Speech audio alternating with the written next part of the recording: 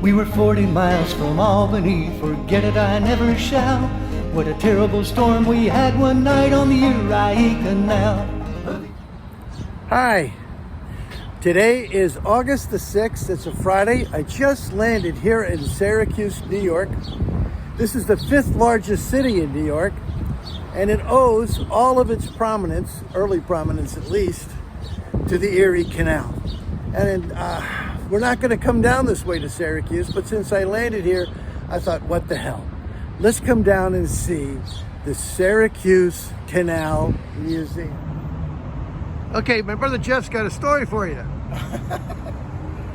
So anyway, I was looking at the map here, and I noticed this was the Erie Canal on our right here, my right, and it's called Erie Boulevard. And if you look up to the front here, that's Oswego Boulevard, because this is the exact spot where the Oswego Canal met the Erie Canal. So it's a major intersection, and why they had the waylock here and everything. So when they moved the Erie Canal north, they moved that junction north as well. And then they filled in both Erie Boulevard and Oswego Boulevard, and today they're major roads in downtown Syracuse. Thanks, appreciate that. So the road in front of us, which is Erie Boulevard, that used to be the Erie Canal. And you can see the way station that was on the Erie Canal as it is today. This is 1885, same building, and this is even earlier, same building.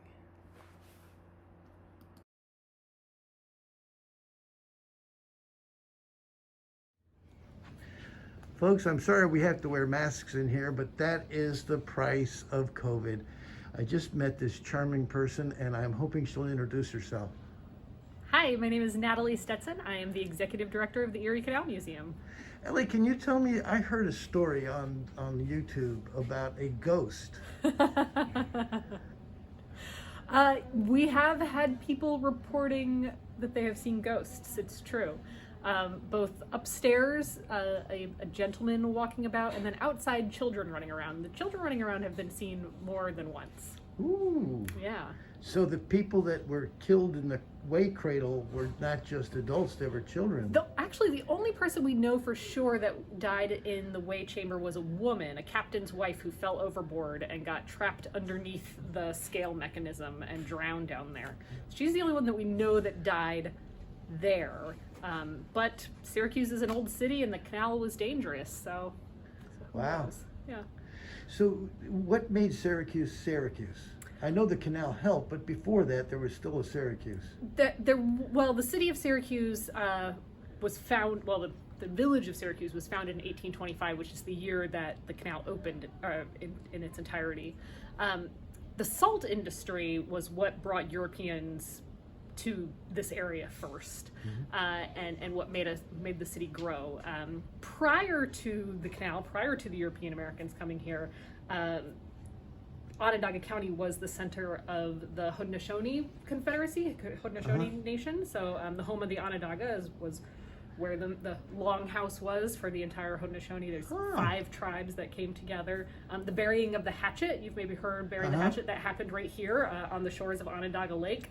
So our history dates far, far beyond the history of the Erie Canal. So it's a really special place to live and a special place to have a museum.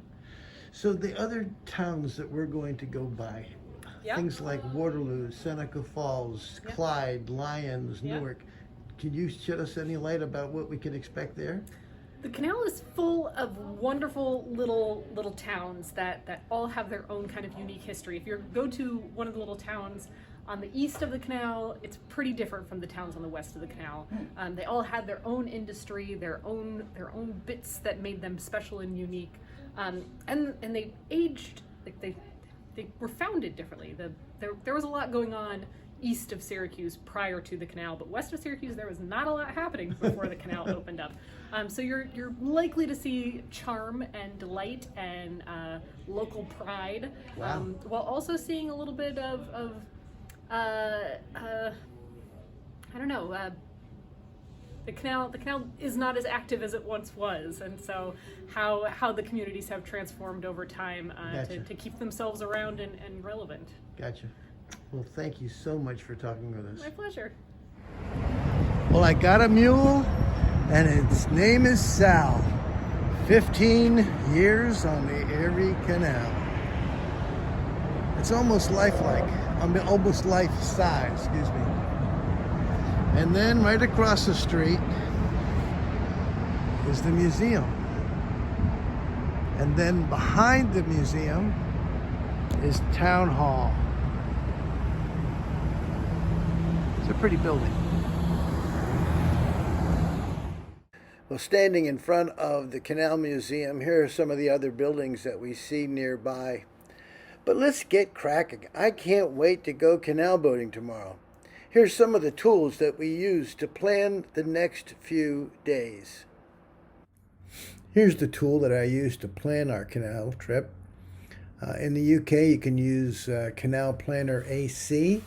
And actually, that tool will also help you if you're just navigating on Lake Ontario, Lake Erie, or even if you're on the Black Rock Lake, which is part of the navigation here in Lake Erie. But it doesn't do the Erie Canal, it doesn't do the Champlain Canal, it doesn't do the Seneca Canal or the Oswego Canal.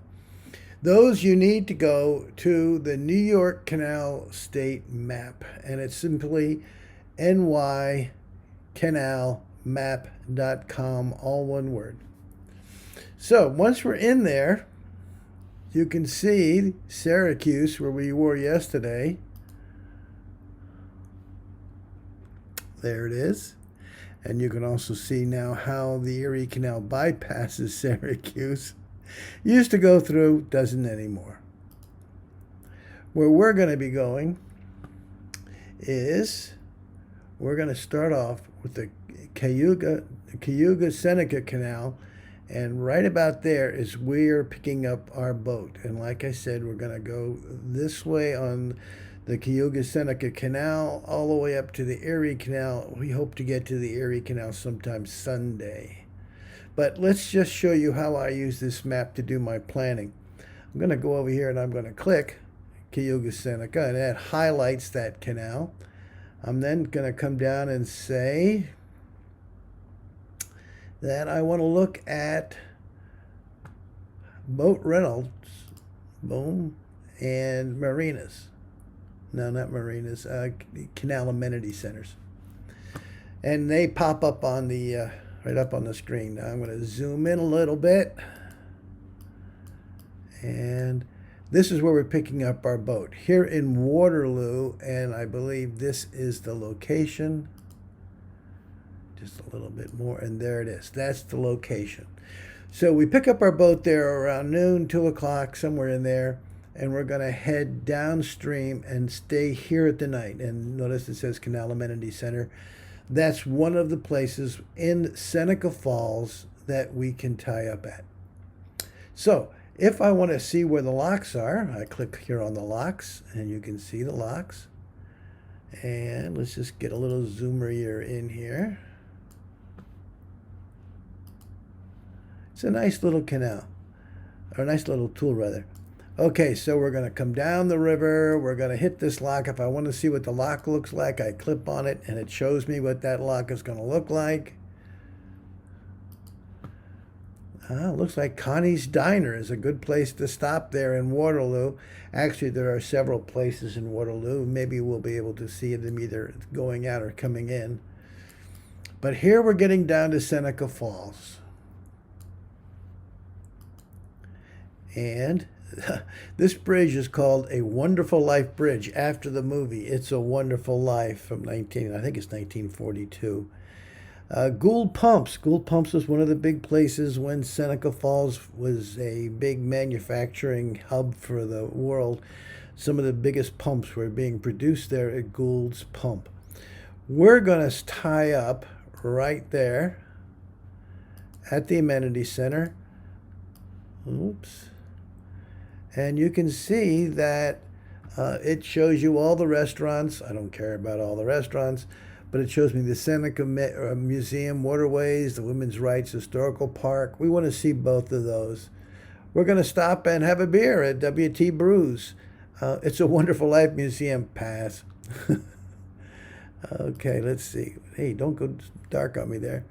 We're going to stop at Dewey's Third Ward Tavern. That should be a hoot. And there was another one, Parker's Grill and Tap House. We might stop there, and maybe the Falls Deep Street Brewing. We'll definitely bring you folks along. We're going to tell you what's the pub of the week, or in this case, the pub of the day, and probably the beer of the hour, because we're going to be putting this out and then hopefully following it up soon thereafter.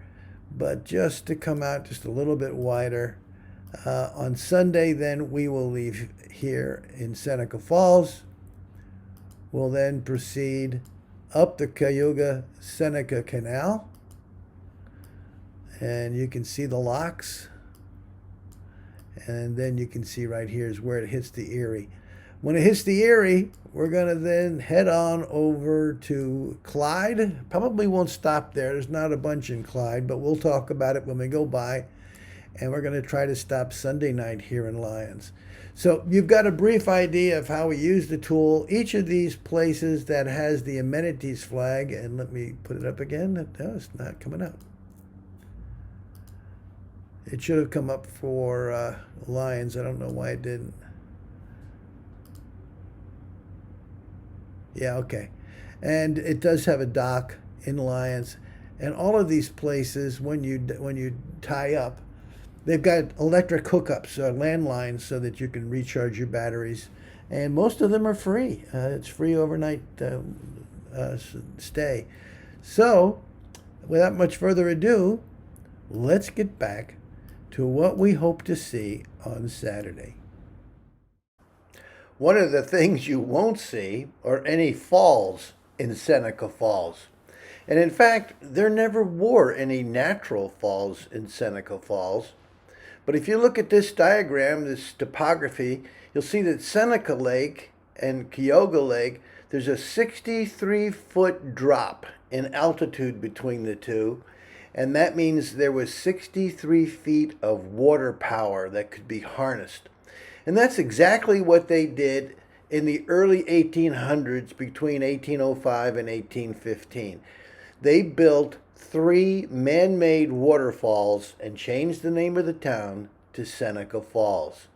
And of course, to get the commerce between Cayuga Lake and Seneca, they had to build locks to go around the falls. And we're going to talk some more about those locks. Here are some of the early locks that were on the Seneca River.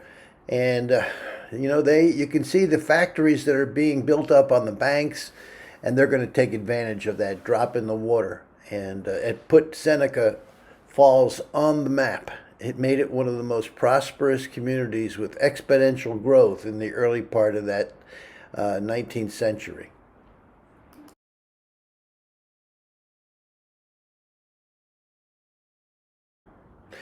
In this postcard, you're going to see the Seneca River is flowing from the right to left, and the canal is behind that weir. You can see where they had put a weir in and a small bridge for people to cross the river on. Here's another shot of the falls on the Seneca River and the industry that grew up. This is 1878. Notice there's a man crossing that small little footbridge. They were important because it allowed the workers to get from side to side. And up on the Bridge Street Bridge that you'll see there, you can actually see a horse and buggy crossing. In this aerial view of Seneca Falls, you can see how the river and the canal have formed a series of islands in Seneca Falls. This area was called the Flats, and here you can see it again. But in 1915, the state of New York decided to modify the canal, and in the process of doing so, they flooded the flats. And the area you see shaded here is now the new area, and it's called Van Cleef Lake. And a lot of Seneca Falls downtown area disappeared, including all the manufacturing plants like this one. This was a major construction project, and it was part of the third life of the Erie Canal, where they changed it in 1915, and they expanded the width from around 70 feet to 120 feet. You can see here some more of the buildings that in the flats that had to be demolished or moved to accommodate the new changed Seneca Canal. Actually, I guess it's called the Cuyahoga Seneca Canal. Here, I got another picture I want to show you. It shows you a better feeling for the flats. Here it is. You can see the islands and so forth. They all went underwater. So we won't see the flats tomorrow, but we will see Von Cleef Lake. And what else are we going to look at in Seneca Falls?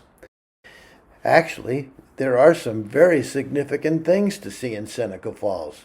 For one, it's the birthplace of American women's equal rights. It was in Seneca Falls that in 1848 there was a convention where they affirmed the rights of women, the right to vote. They also affirmed the abolition of slavery and the right of women to own property. So here are some, the Elizabeth Stanton House is just coming up, and this is where they met part of the time. And then this is the McClintock House, which was another prominent feminist, and again, another meeting house.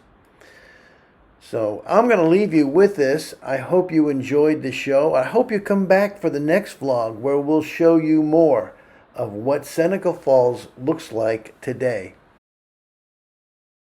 Well, I certainly hope you like these images of the past, a blast from the past. This is Jack Beyer, your American narrowboater, signing off from this vlog. I'm going to let you see the sights from yesterday in Seneca Falls as the video ends. If you enjoyed it, please click the thumbs up symbol down below and subscribe to my channel for further vlogs. Also, if you'd like, you can see that notification bell down there. If you click it, we'll send you an email and notify you before each vlog comes out. And finally, I love your comments. If you have any questions or any comments at all to make, please put them down there, and I promise I'll get back to them as soon as I can.